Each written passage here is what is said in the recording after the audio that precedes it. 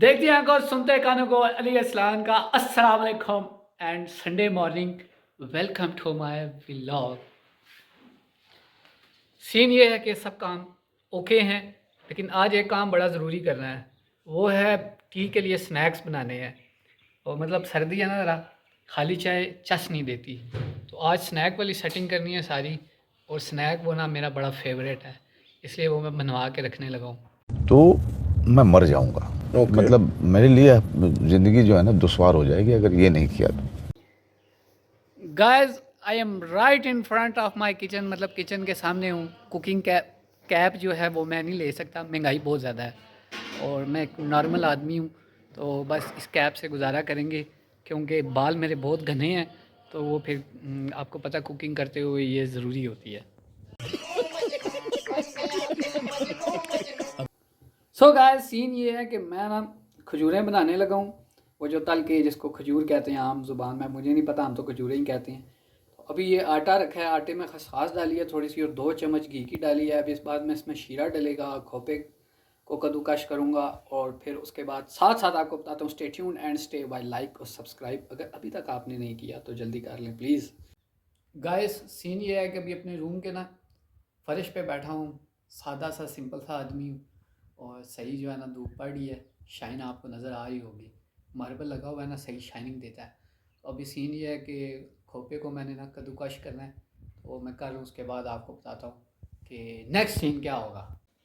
Guys लोग मीठी टिक्कियाँ भी कहते हैं इनको, सॉरी मैं खजूरें कह रहा था क्योंकि ना अम्मा जब बनाती थी ना पहले, जब हम थोड़े छोटे थे, तो खजूरों के डिज़ाइन में, यानी इसको ना टिक्की बना के ना गोल, तो चकेर के साथ इसको ऐसे गोलाई में करती थी ना, तो वो राउंड जिस तरह खजूरें होती हैं ना उस शेप में आ जाती थी।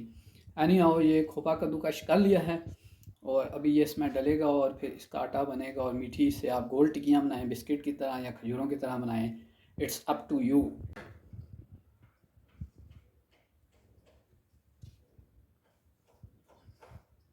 लेडीज़ एंड जेंटलमैन, बात यह है कि मैं कुक नहीं हूँ और ना ही ये फूड चैनल है। बात यह है कि मैंने चाय के साथ ना कुछ खाना होता है।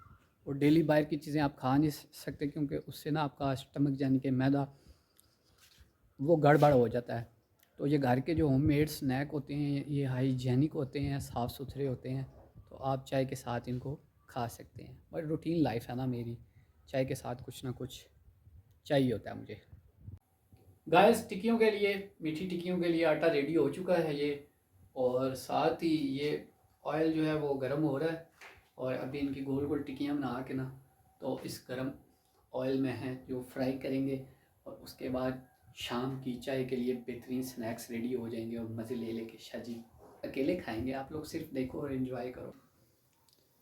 गाइस ये बटन जितनी टिक्की डाली है, जब हम छोटे थे ना, तो वो पता नहीं आपको याद है या नहीं, तो उस टाइम बटन वाले एक बिस्किट आते थे, छोटा सा पैकेट होता था, बहुत ज़्यादा छोटे छोटे बिस्किट होते थे बटन की तरह, जो बड़े बटन होते हैं ना उसकी तरह बटन बने हुए थे। तो मुझे आज ना वो याद आ गए। ये ज़रा टेस्ट के लिए डाली है, इसके बाद इसको चखूँगा मीठा वगैरह। और इसके बाकी अभी ना गोल गोल टिक्कियाँ बनेंगी बड़ी बड़ी, कोई ढक्कन वगैरह लेके ना उससे जुगाड़ करूँगा भाई। ये सब क्या देखना पड़ रहा है? अच्छा है मैं अंधा हूँ।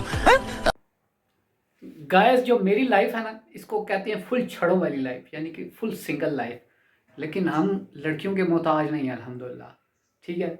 ये काम कुकिंग वगैरह लड़कों को सीखना चाहिए।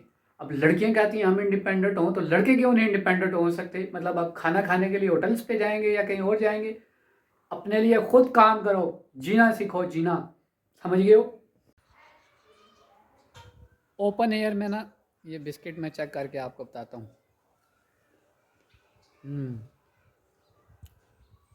एक्सप्रेशन से तो आपको पता लग गएगा, बहुत खस्ता बनी है। और मीठा वगैरह भी स्टैंडर्ड का, बहुत तेज़ मीठा हम घर में नहीं यूज़ करते वैसे भी। तो पापा को शुगर भी है, वैसे भी बहुत ज़्यादा शीरे शीरे वाली चीज़ें ना पसंद नहीं है मुझे। गाइस ये रोटी की तरह बना के ना बड़ी सी, और ये स्टील का ग्लास मिल गया था, इस तरह ये डिज़ाइन हो रहा है, गोल गोल टिक्कियाँ इस तरह की बन रही हैं। समझ आ गई हैं, देखे कितना समझदार हूँ मैं, सीखो कुछ। और ये साथ ना, हाय हाय हाय हाय हाय, ज़बरदस्त माहौल बन रहा है। शाम की चाय के साथ आज फुली लोडेड स्नैक्स होंगे। गाइस स्नैक्स धड़ाधड़ जा रही हैं। देखें, चेक करें कितने ज़बरदस्त और खस्ता बिस्किट बने हैं। बाकी जो जो मेहमान आएंगे उनको थोड़ी बहुत पेश करेंगे। ये मैं स्टोर करवा रहा हूँ और एक सरप्राइज़ भी है, वो वीडियो के आखिर में आपको बताऊँगा कि ये क्यों बनवा रहा हूँ। जो आपको वजह बताई है वो इतनी ज़रूरी नहीं है चाय के साथ, लेकिन एक सीन और भी है। ये आपको जो बॉक्स नज़र आ रहा है ना, इससे थोड़ा बहुत आइडिया लगा लें अगर आपको कुछ समझ आई तो। अरे कहना क्या चाहते हो? ये शाम की चाय के कुछ मनाज़र हैं गाइस। नेक्स्ट सीन ये है कि दिन को मैंने ना लंच स्किप कर दिया था न, क्योंकि नाश्ता किया था लेट। अभी टी और उसके साथ जो स्नैक्स बनाए हैं आज के वो चखे हैं। वैसे ये मैदे और सूजी के भी लोग बनाते हैं, लेकिन मैदा जो होता है वो आपको पता है सेहत के लिए इतना अच्छा नहीं होता। आटा देसी होता है। तो बहरहाल मेन चीज़ थी टेस्ट तो इसका गुड है। तो अभी जब तक चलेगा चलाएँगे। और फ्यूचर प्लान ये है कि सफ़र में ये आप लेके जा सकते हैं। तो अगर आपको भूख लगी हो तो आप खा सकते हैं। बाकी बातें आपको बाद में बताऊंगा। सरप्राइज़ जो आज तो रिवील नहीं कर सकता। अभी चाय पी रहा था तो अब्बा जी का आर्डर, और क्या कहते हैं, लोहे का गार्डर। अब्बा जी ने बोला है कि जाओ और मकई का आटा लेके आओ, क्योंकि मैं नाश्ता सुबह मकई की रोटी के साथ करना है। तो अभी मैं जा रहा हूँ चौक में मकई का आटा लेने के लिए चक्की पे।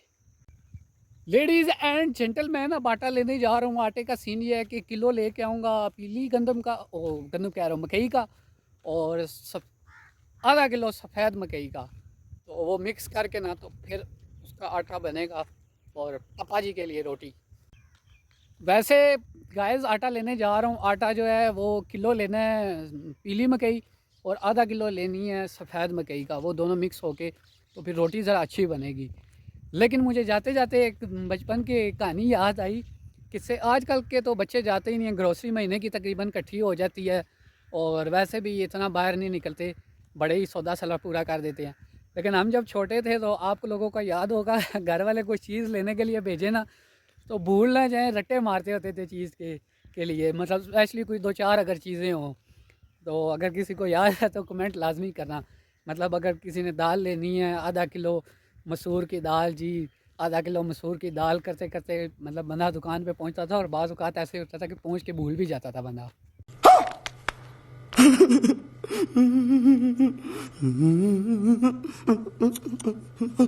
और इसी से मुझे याद आया खरबूज और तरबूज का कॉन्सेप्ट मेरा ना क्लियर नहीं हुआ था। स्टिल अभी तक मैं भूल जाता हूँ यार, खरबूजा और तरबूजे में क्या फ़र्क है। सीरियसली अभी तक मैं स्लिप हो जाता हूँ।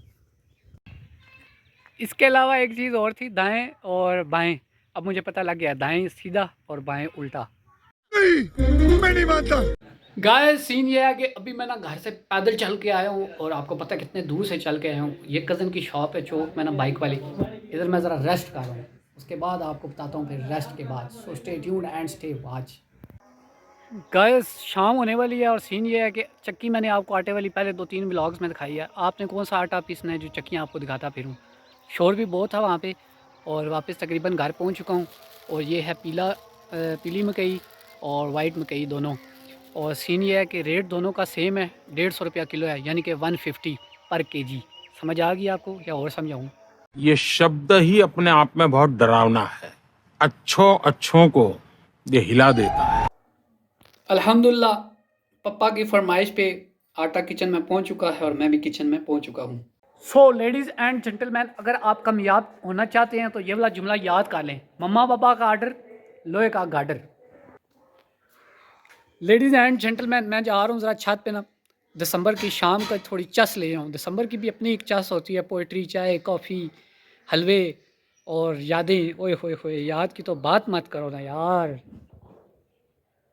छत पे जाते जाते ना मैं आपको एक बात बताता हूँ। ओए राजू प्यार ना करियो दिल टूट जाता है। चेक करें माशाल्लाह हमारे पड़ोसियों की जो कोठी है ना वो प्लस्तर हो चुकी है काफ़ी हद तक, ज़्यादातर प्लस्तर हो चुकी है माशाल्लाह। अल्लाह ताला इनको नसीब करे और मज़ीद तरक्की अता फ़रमाए। आपको पता है पड़ोसियों के हकूक़ बड़े सख्त होते हैं। लोग आजकल बॉदर ही नहीं करते, लेकिन पड़ोसियों के हकूक़ हर चीज़ के यार बड़े सख्त है। हकूक़ पे अमल पैरा हुआ करे। लो जी गाइस, फिर डूबते सूरज और डूबते दिल के साथ मुर्शद अली शाह जी छत पे डूबते सूरज को देखते हुए, और मुझे डायलॉग याद आ गया कि सूरज डूब रहा था और मैं उसको बचाने निकला था। ओए होए होए।